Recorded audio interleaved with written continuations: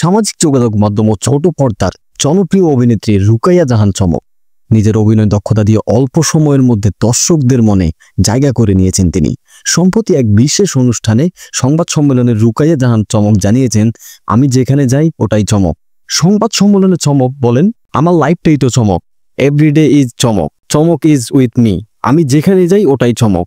চমককে এমন কোনো ফিল্ডে দেখা যেতে পারে যে ফিল্ড চমক তাকে এক্সপ্লোরই করে নাই।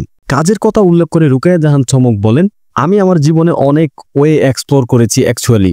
যেমন আগে আমি মনে করতাম যে দুটো অসাধারণ নাটক বা ওটিটি কিংবা সিনেমায় কাজ করলে বোধহয় আমি বড় একটা কিছু অর্জন করে ফেলেছি, কিন্তু আমার কাছে এখন জীবনের অর্জন সংজ্ঞা একটু বদলে গেছে।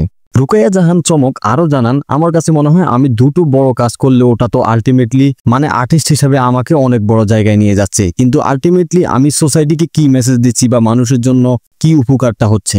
অভিনেত্রীর ভাষ্যে, যে কাজ কোনো অর্থ তৈরি করে না, মানুষের জীবনে পরিবর্তন আনে না, সেই কাজে আমি আর যুক্ত হতে চাই না।